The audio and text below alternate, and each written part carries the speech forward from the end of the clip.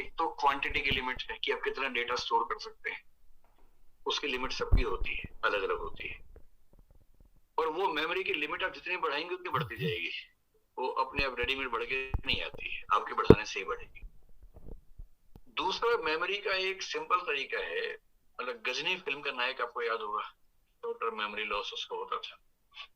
हम सबको उतना तो नहीं होता, लेकिन हम सबको भी थोड़ा बहुत तो हो ही जाता है कि आपने कुछ पढ़ा, तुरंत याद है, जो फ्रेश है वो याद है।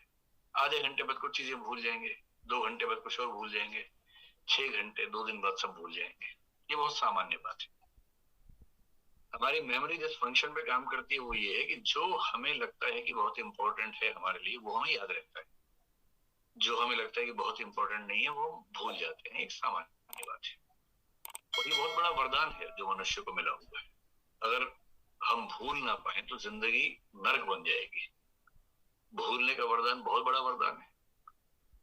आप दिन भर में इतनी चीजें देखते हैं, सुनते हैं, अगर सारी हमेशा आपकी चेतना में रहें तो आपका क्या हाल होगा, अंदाजा लगा के देख लीजिए। और मैं मनोविज्ञान के भाव से भी कह रहा हूँ कि जीवन में कुछ बुरे क्षण आते हैं, उनको नहीं भूल पाएंगे तो फिर जिएंगे कैसे। तो पहली बात तो भूलना एक समस्या नहीं, भूलना एक वरदान भी है, समस्या के साथ साथ वरदान भी है। अभी आपके लिए समस्या है कि जो पढ़ा वो भूल गए, उसे कैसे मैनेज करें। तो उसका तरीका ये है कि पहली बात, मेमोरी की लिमिटेशंस को ध्यान रखते हुए मेमोरी के अंदर कूड़ा मत भरिए, यानी कि निरर्थक चीजें मत भरिए। जो बेकार के तथ्य हैं उनको मत भरिए, काम की बातें मेमोरी में लेके जाइए। पहली बात तो ये है। दूसरा, जो महत्वपूर्ण बातें हैं उनको लिख लिख के याद कीजिए। कभी कभी फार्मूले बना के याद कीजिए। आपने कभी ना कभी बचपन में कोई फार्मूला बना के याद किया ही होगा। जैसे सारे राज्यों के नाम याद करने हैं तो राज्यों के नाम के पहले पहले अल्फाबेट्स लेके एक वाक्य बना लिया जिससे वो अल्फाबेट्स जुड़ रहे हैं आपस में। अब क्या हुआ कि आपने एक वाक्य याद किया और वाक्य के हर शब्द से, हर वर्ण से एक राज्य के नाम का लिंक बना रखा है। ये जो मैकेनिज्म होते हैं इंडिविजुअल होते हैं, हर व्यक्ति अपने स्तर पे करता रहता है।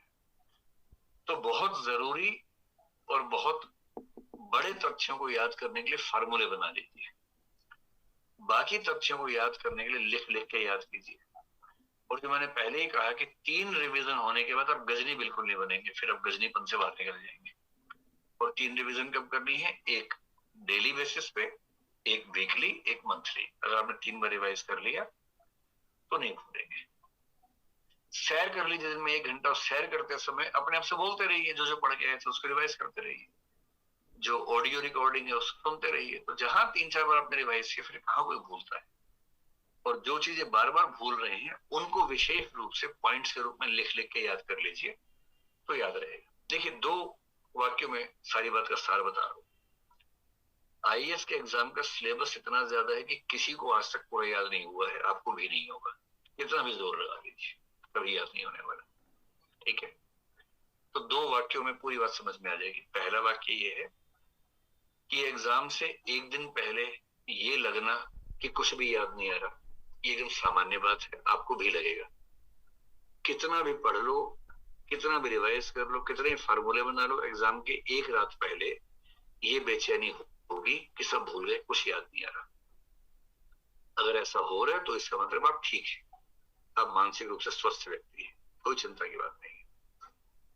आप एग्जाम में जाएंगे, कई प्रश्नों को देख के ये भाव आएगा कि कुछ पॉइंट्स याद नहीं आ रहे हैं, ये भी सामान्य बात है। लेकिन आपको हर प्रश्न में उतना याद आ जाएगा जितना लिखने से आपका काम चल सकता है, क्योंकि आपने याद इतना किया हुआ है कि आप हर प्रश्न में 2000 शब्द लिख सकते हैं और लिखने 200 शब्द हैं। 200 शब्दों के लायक आपको याद आ जाएगा, परीक्षा में अच्छे से याद आ जाएगा। पूरे पेपर में एक आध प्रश्न में एक आध पॉइंट याद नहीं ही आएगा, वो एग्जाम से बाहर निकलते याद आएगा, ये भी सामान्य बात है। और बाहर निकलते आपको सिंगारे बाहर याद नहीं आया, बर्बाद हो गया। सबके साथ ऐसा होता है। तो जितना आपको चाहिए परीक्षा में ना, उतना याद आ जाएगा, भरोसा रखिए। और उतने से लोग आईएएस बन जाते हैं।